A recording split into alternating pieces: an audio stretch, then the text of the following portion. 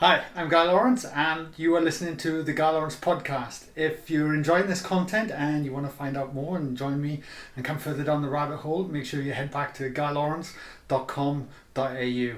Awesome, guys. Enjoy the show.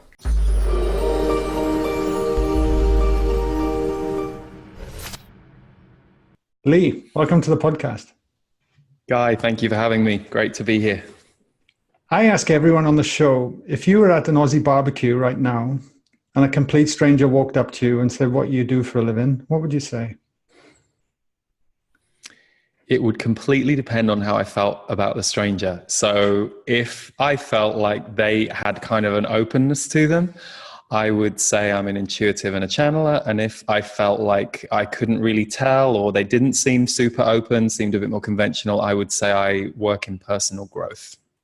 Beautiful. You know, mate, this topic absolutely fascinates me because I'm a guy from Wales, right? I used to drink Guinness, lots of Guinness. I was really good at it. Play rugby, right?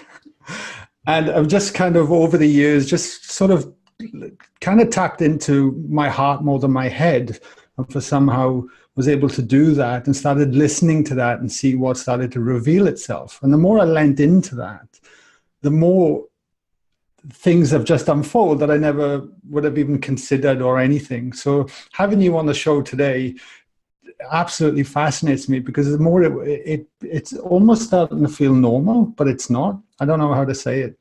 But you're the second person that I've interviewed now that has with a background of channeling and intuition, and it just intrigues me. So I really appreciate it. And the question I have for you is, how would you define those two things to start with? I think let's go there first. Well, I'll define it like from my perspective, the difference between intuition and channeling. So I actually work as an energy intuitive and a channeler. And I know a lot of people think, well, isn't it the same thing? So as a channeler, I first heard my guides 20 years ago, and I can let them speak through me. Now, I always say that the channeler does the best they can to get out the way. Like, of course, I feel like there's always going to be a limit around your own humanity as to how much guides can kind of transmit through us. But, you know, if you do it enough, you can get really good at letting them through. But when I'm an energy intuitive, I experience things in a much more conscious way. So when I'm channeling, I'm not in a trance. But if I'm letting them speak through me, it's a bit like I have to just sit behind and listen. And if I'm being an energy intuitive, I'm with you right now as Guy, and I might get pictures, I might get words, and more importantly, I will feel stuff because I'm quite empathic in the way that I experience things. So it's a very body-based thing for me, intuition, and channeling isn't very body-based. I mean, your body gets hot when you do it, or it does for me, and you definitely go through stuff physically, but it doesn't require the gut. And I think that's why people say trust your gut, because to me, the intuition is not just the third eye, it's the stomach and the gut. And one of my favorite ways to share a quick technique with people is to say, if you're unsure about whether to go to London or go to Barcelona, try both emphasizing your body. For a second, imagine I'm going to London. Sit with that for a second. How does that feel? Okay. Now for a second, I'm going to Barcelona. Sit with that for a second. How does that feel? Barcelona, I felt a little more open. I felt a little more excited. I felt a bit more energy. London, I felt a little bit more dead. So if I have to choose which one to go to this weekend, I need to go to Barcelona. That's my body's intuition, my body's sense, reading the timeline I'm about to walk into. Got it. But I think as well, and speaking from my own experience, we can be so far disconnected from ourselves through stress and the way we live our lives. That can just even that concept can feel very foreign to anyone, you know. But I would say, like you said to me at the beginning, you know, about me being on the show, and you're beginning to see this as more normal. I mean, it was the same for me, Guy. You know, I was on the tube when I started channeling, and sure, I was definitely a seeker. Like from the age of 17, 18, I started to go to tarot readings, and something about them felt really, it would like my body would crackle, and I was like, wow, there's something really true about this. I was reading self-development books. I was reading The Four Agreements, Shirley MacLaine's Out on a Limb, and these books, I was like reading them and I was like, wow, this feels way bigger than any of this other stuff. But at the time, you know, I was working in a fundraising job because I just kind of left theater, which was my background. So I wasn't thinking that channeling was normal. And I also wasn't wanting to be a channeler. I loved healing. I loved self-growth. I loved going to those workshops to help me overcome some of the difficulties I'd had in life. But I never thought that that would be normal for me. So one of my biggest messages is you can be a channeler and you can be in the grocery store or the supermarket going, yeah, which is the best paper towel to buy? Which is the best? You know what I mean? It all kind of, it's just a part of life. But I think too often I certainly had this idea of, oh, wow, channelers must be like meditating all day long and floating. But that isn't the case. I don't think when I meet most channelers. Yeah, right. And because you're the second person I've met that channels, like I was saying, Paul Selig I had on the show last year, and it was just amazing to see what he was saying as well around this topic. And for him, I think he in his early 20s climbed to a rooftop in despair and had a full Kundalini release. I think that's what he said, and so he moved all this energy, and the next thing you know, he started channeling other energy sources. Like, is that what happened for you? Was it like fireworks and explosions or? No, when it started, it was really quite normal. And it was literally as simple as hearing a voice in my head, and literally going, I've never heard this voice before. I was being down on myself about something. And I remember that I was talking about like a conflict I was having with someone in my life at the time, and just kind of go, and they were like, well, that's an interesting idea, but that's not the full story. And I've never heard this voice before. And it was distinctly to the left of my head. And still to this day, that's where I will hear them. If I place my attention there, they will always be there. And so at first you think, am I schizo? What's going on? But I dialogued with them, and they would say things that my own mind couldn't comprehend. And I was looking into this stuff. So it wasn't like it was all completely foreign to me, but they would come up with things about people in my life, about situations that I'd kind of listen and go, oh, wow, that's like it's way cleverer. And just they could see beyond what I could. And the effect of it on my body is it would open me out. So I would go from being like tight or judgmental about something, and it would open me out. And still to this day, that's the effect they can have on me. But I did have a lot of awakenings after. So once I'd made the contact with them, I went through some really big experiences that would keep coming. I've never been one, you know, some people, you have one big awakening and that's it. I've had a series of smaller or significant ones. Yeah, wow.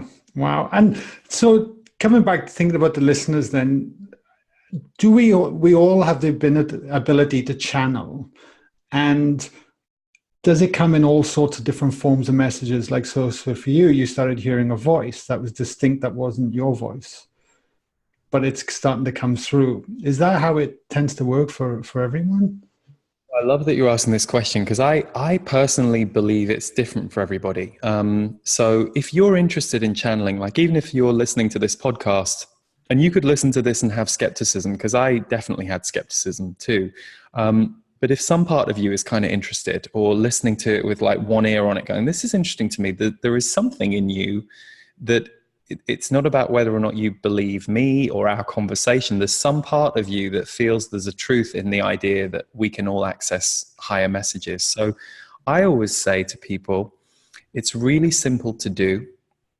Sit down, piece of paper, pen, and write for yourself, what does my soul want to tell me? What does my higher self want to tell me? What do my guides want to tell me? What does God want to tell me? Whichever terminology you feel most comfortable with, or you feel most aligned with. Because for some people it's Jesus, and they have a connection to Jesus that they experience very viscerally. So I've always said that, you know, if I die and they go, oh, by the way, we weren't your guides, we were just God, but we told you, I'd be like, okay, I really don't mind. But that's how they've identified themselves to me. But what I do is encourage people to sit down and just ask your higher mind to give you a message. And I've done that in workshops all over the world, and people never fail to be able to do it, even though when I first announced we're doing it, there's a good third of the room that go, oh, I came here to sit and listen. I didn't want to do it. And they look horrified. But then I don't give them any time to think about it. I always have a musician with me, so he starts playing music and I go, you've got 3 minutes. And just through peer pressure, everyone starts doing it. And then at the end, what's amazing, people are like crying and going, oh my God, I can't believe I wrote that. And so people write really significant messages. But the one thing, if anyone's listening and you're like, I'm going to try this out, the one piece of advice I do like to give is don't expect your first channelings to necessarily give you all the plans for the universe, because what often happens at the beginning is they kind of calibrate you. And I remember one woman I was working with in private sessions, when I used to do private sessions, said, well, I'm channeling, but it's just like really loving and like really nice, and says that I'm really good. And I'm like, well, how many times have you done it? She said, well, I've done it 6. And I'm like, and do you speak to yourself like that? And she went, no. I said, okay. So you're just calibrating to love, because often they are very loving and supportive. I said, and usually if you keep going and you ask interesting questions, you'll start to get a little bit more. Now, some people may never be word-based with channeling. They may always be sensory and intuitive, but it's worth trying. I always say, try it, give it a go a few times, see how it goes, and don't put any pressure on it. Yeah, fair enough. And how do you learn to cultivate that trust, that if you start to have a feeling and knowing that starts to come through from doing this work, how do you then have the confidence to gain trust for that and just accept it and move through it and do it? For me, it was because I asked questions. What I noticed was they wouldn't stroke my ego. Like, I would think I was right about something, and I would ask a question and they'd be like, oh no, this is really what's going on. But I never felt like judged, because they would always give me a reason and an answer that was bigger than my own, ego at the time. And so I started to learn to trust, because the information benefited me 99% of the time.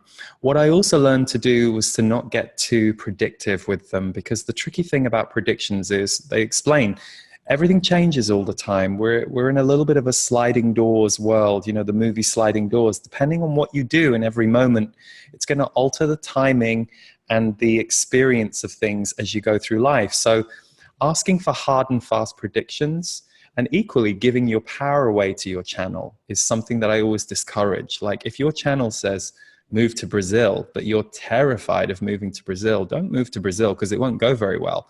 Maybe sit with the idea for a few months and go, why? And keep asking the question, should I move to Brazil? Why would it be good for me to move to Brazil? And let yourself get used to it. So it's a very co-creative relationship. Yeah, got it. Well, I'm just going to grab this as well, because the reason why, and interestingly enough, your new book, Energy Speaks,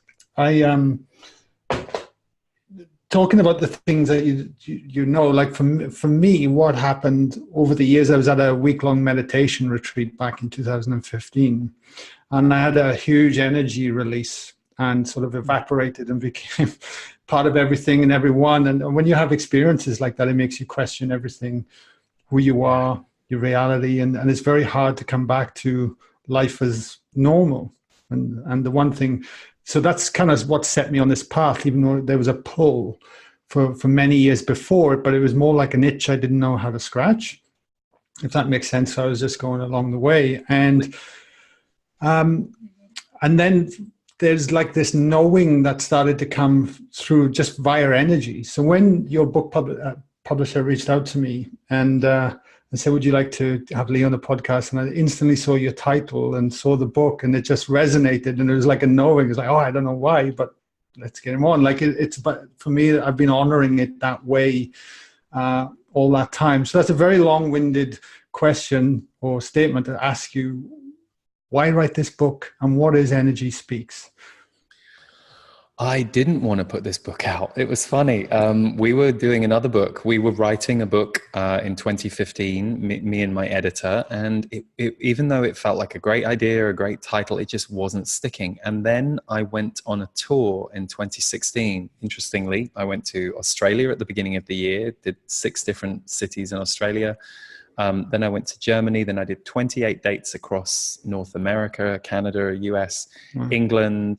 And I think there was one other country in there, and I can't remember what it was now.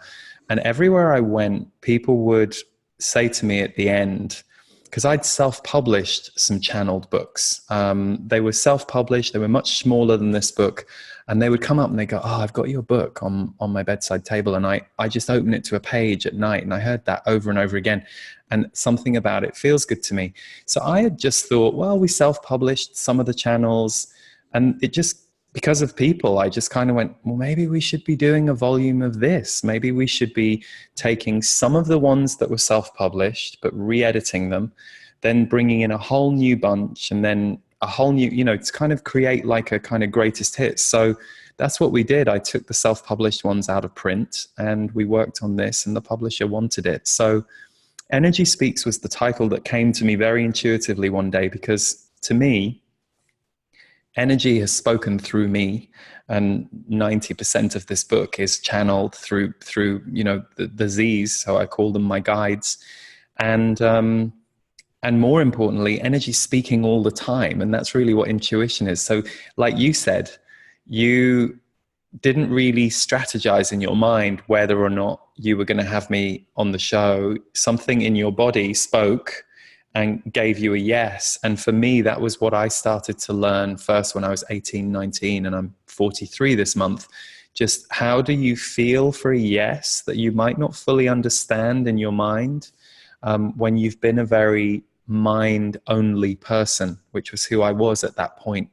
So that's why the book is called Energy Speaks. And yeah, the subtitle, Messages from Spirit on Living, Loving and Awakening, just felt like it encapsulated what I see as a map. I feel like the book is a map of all the areas that the Z's have taught through me over the last 15 years. And, some of the greatest hits and the difficult hits, or the hits and misses of being a human being. That's why you've got money, abundance, sex and sexual energy, relationship, just this broad map. So that's really how it all came about. Yeah, brilliant. And I love it because I've been having it on my coffee table over the last, since it arrived 2 weeks ago, and I would pick it up daily and just see where I landed on a page. And because there's so many varying different topics throughout the book. And I was like, oh, I can so relate to that right now. Oh my God, that's speaking to me right now. And it's wonderful.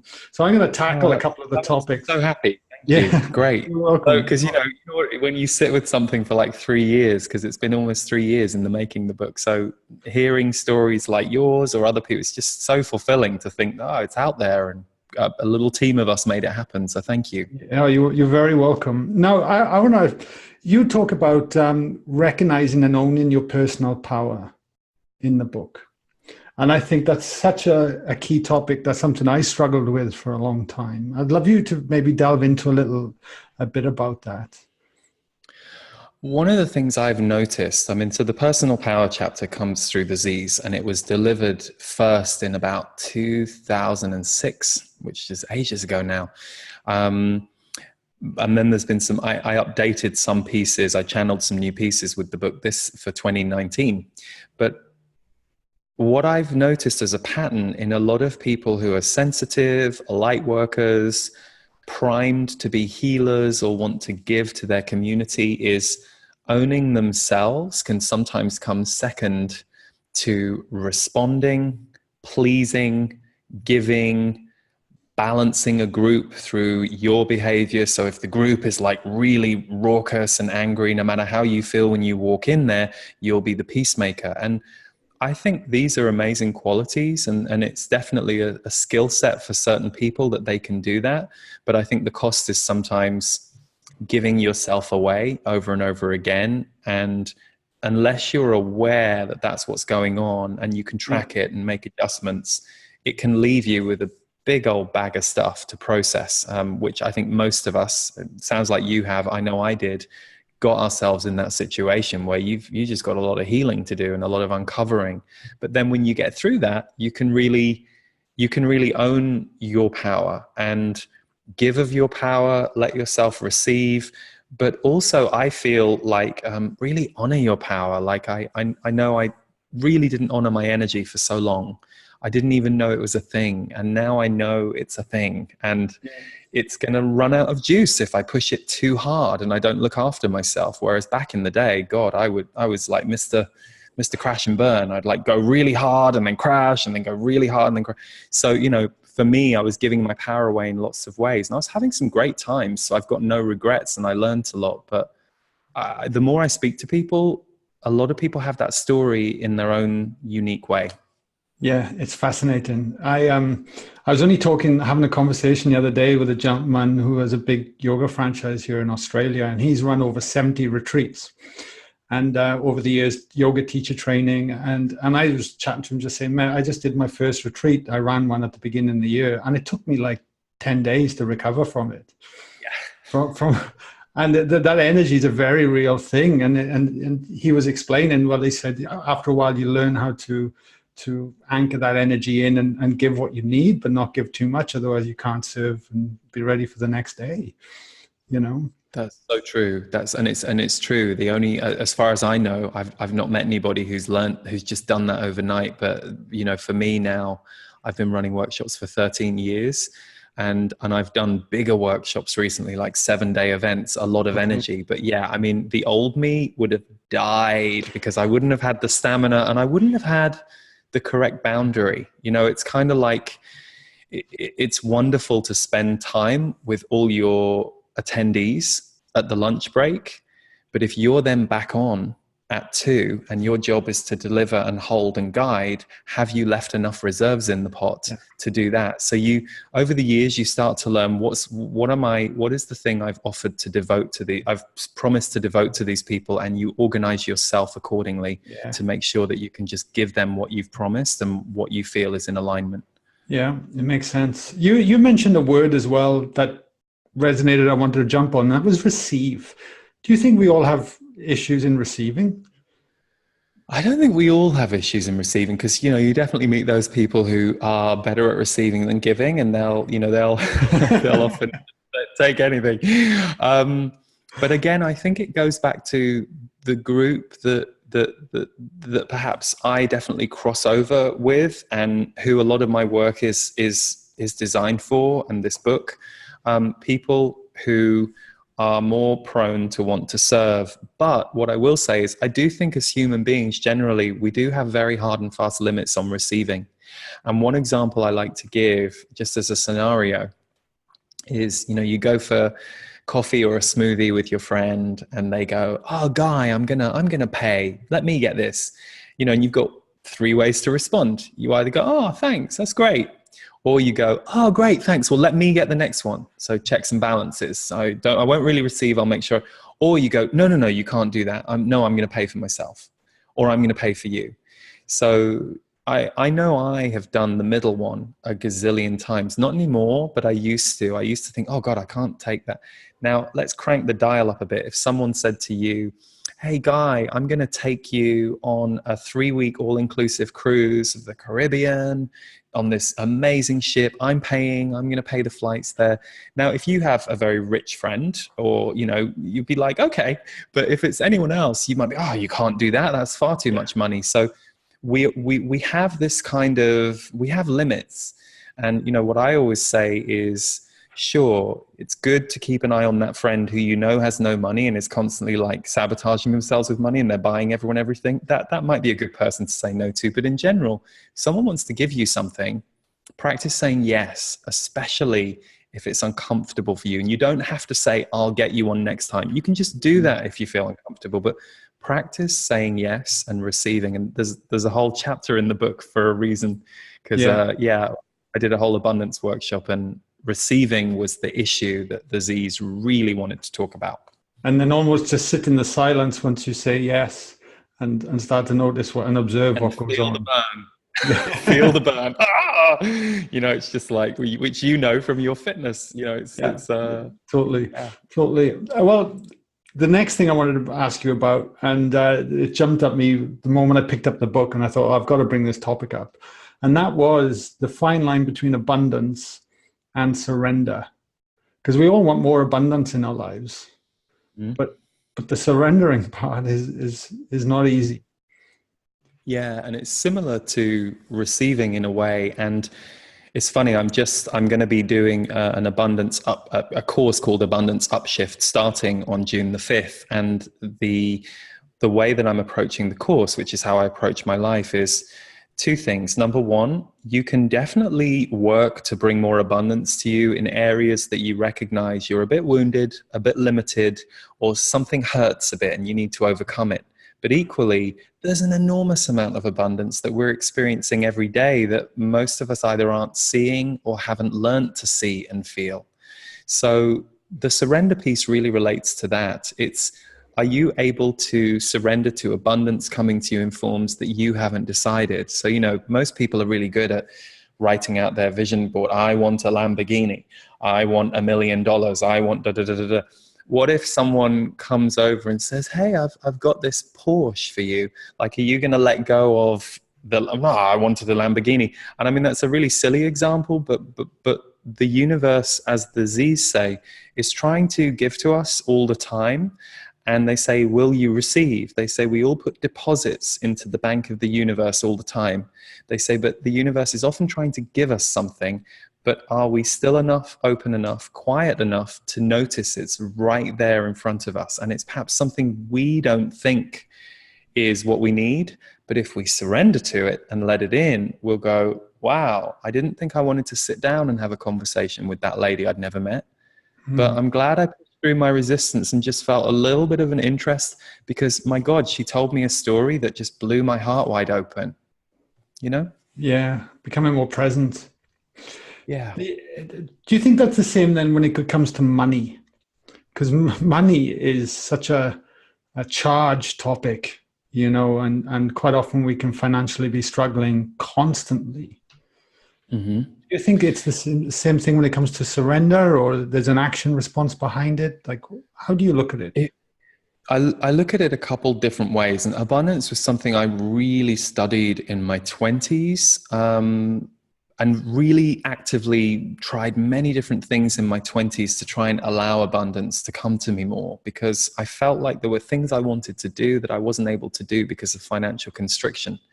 I think that a couple different things around money are true. One of the things I'll always remember that came through the Z's was they said, where people aren't feeling in life, start talking to them about money and they'll start feeling. So you might have a friend who's pretty shut down in their heart, doesn't really ever want to talk about feelings, but start talking to them about their bank account, their resources, feeling starts to happen. And this is why I would see whenever I was counseling couples going through divorce, I'd have one partner working with me to kind of go through it. The story I would hear over and over again is, it was really peaceful until we started dividing everything up. And, it's such a area for us. And I think that's just a collective issue. But I do think we can come to a much more neutral state around money, but it involves looking at our money history, how the collective feels about money, how we're judging money. And the one thing I always try and remember, and I really feel like I live this more than I've ever been able to, we're ambassadors of abundance. We're ambassadors of money. We will not take it with us. And whatever money we do or don't have, it's a resource that we can use to allocate for experiences in our life or to give to others or to build things, but we're only ever ambassadors of it. And I find that when I've worked with people on abundance, sometimes that can be the light bulb moment that gets them past the hump of, why do I deserve this? There are other people who don't have as much. And if I get money, then my sister who's got no money, is it going to wound her? We get so caught in the matrix of everyone else.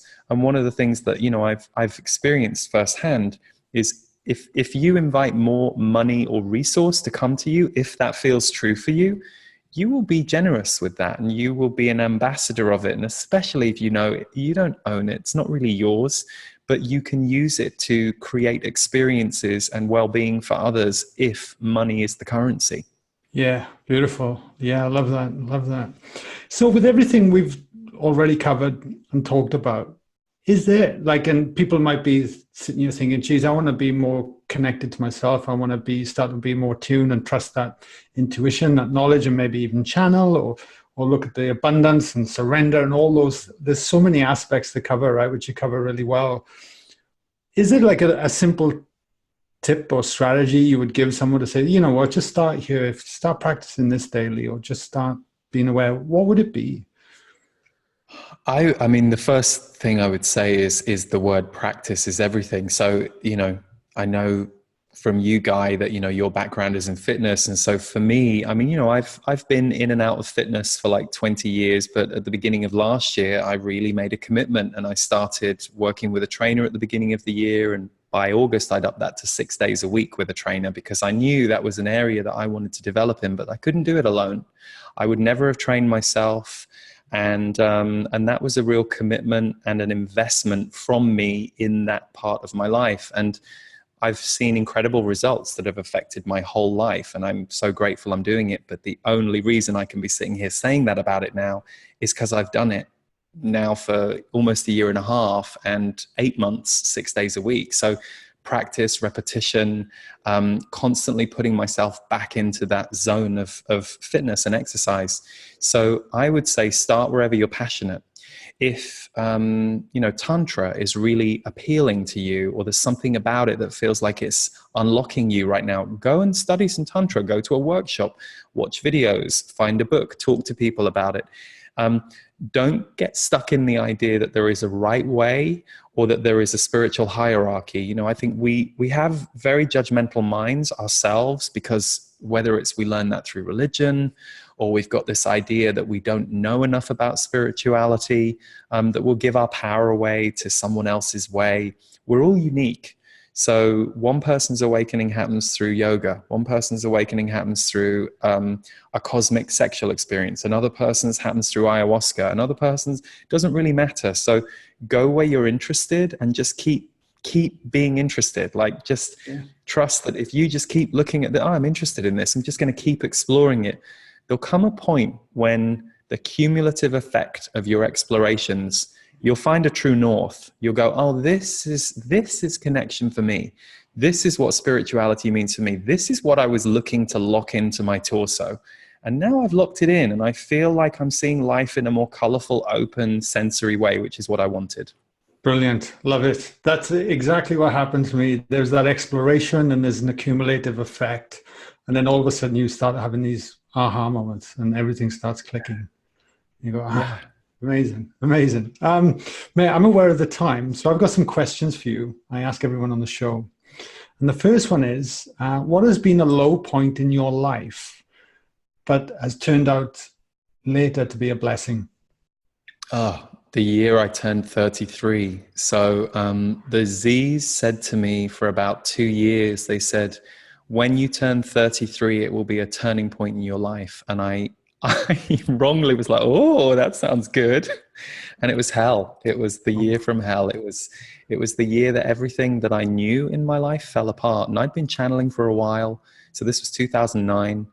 And from the ashes of that year, I feel like I got to rebuild myself. And it started with the most powerful awakening I'd ever had, where for 5 days, I felt no fear in my body at all. And I could see how everything was connected. It was like the biggest level of that I'd ever had. And then 2 weeks later, I kind of plunged down and everything around me just changed rapidly. Relationship, house, money, everything just kind of crumbled. But who I am today, 10 years later, is standing on the shoulders of that person that didn't think he could live. There was a couple of weeks there where I was like, I don't know if I can live if this is the amount of pain and suffering I'm going to feel. Because I had 6 months of crying every day apart from 2, and I don't cry very often, so I counted, and I was crying every day for 6 months apart from 2. But whatever cleared out of me in that time helped me rebuild into the experience I have today. So I'm super grateful now. Wow. Well, what would keep you going through those 6 months? Is it certain things that you hold on to? Because I think I was so in disbelief that it was happening, to be honest. I was like, what the F has happened? Like, I couldn't understand because things looked kind of good in my life. You know, my life seemed good. I was channeling, I was enjoying serving people, I was in a relationship with another channeler. It seemed like it was all going well. And then everything just fell apart quickly. And what I can say is it's not so much during the 6 months. I think, like, you know, the few friends that I had at that point, I was pretty isolated at that point. I was very raw, so I couldn't really, I lost functioning a little bit, had a bit of a, you know, nervous breakdown in a way. And at the very end, when I was really like at the end of my rope after 6 months and going, I don't know if I can keep going. The one breakthrough came when I taught this principle of contraction before expansion, which is often before things get good in our life or before we have this big opening, we'll get very scared, very tight, very small. And I'd seen this in my life all the time. Like I'd seen this play out. Like I would get very weird a day or two before I'd meet a significant relationship that I'd be in for 2 days, 2 years, 2 days, 2 years. And this pattern had, so I kind of thought, wow, I've never ever been this low in my life and I've never felt so crushed. So I'm really curious what's going to happen now. But I had to give myself a year and I had to be willing to be patient. And I remember thinking it might take a year for me to even start to feel generally okay, not even good, but just generally back to some kind of equilibrium. So yeah, that was kind of it. Yeah, thank you for sharing. What does your morning routine look like? My morning routine right now involves wake up at about 7:15, go and make lemon juice in hot water, or 1 lemon in hot water, feed the cats, say hello to the 2 cats, and then get out for the gym by about 8 to 10. I might sometimes look at emails. If I don't want to look at emails, then I'll often just go and sit in the living room, maybe look at a book, look at the tree. I try and stay clear, but it doesn't always work. You know, sometimes I get sucked into the minutiae, but I always have that first 10 minutes with the cats and lemon water and all that stuff. Yeah, beautiful. I try and avoid the email trap, that's for sure. Oh, I see. Yeah. It's a rabbit hole. Once you open it, you can get sucked in. Yeah. If you could have dinner with anyone tonight from anywhere in the world at any time frame, who would it be and why? It's funny you ask that because this is a really boring, obvious answer. Oprah Winfrey. And here's why, because someone said to me the other day, said, oh, I've got this vision of you being interviewed by Oprah. And I said, you know, I'd rather have dinner with her. Don't get me wrong. Of course, if Oprah's going to interview you, you'd be stupid not to be interviewed by Oprah to have the experience of being interviewed by one of the greats. I mean, you know, that in itself would be an amazing experience just to sit opposite her. But honestly, I said, I would rather sit at the dinner table and I'd rather ask her questions about what has this been like for you? How have you dealt with this many people projecting onto you, knowing you? I would love to know what her journey has been like. So yeah, that comes up because that came up in conversation 2 days ago. Yeah, there you go. Yeah, she's a bloody legend. That would be a phenomenal conversation. Absolutely. Yeah. And last thing, with everything we've covered today, is there anything you'd like to leave our listeners to ponder on?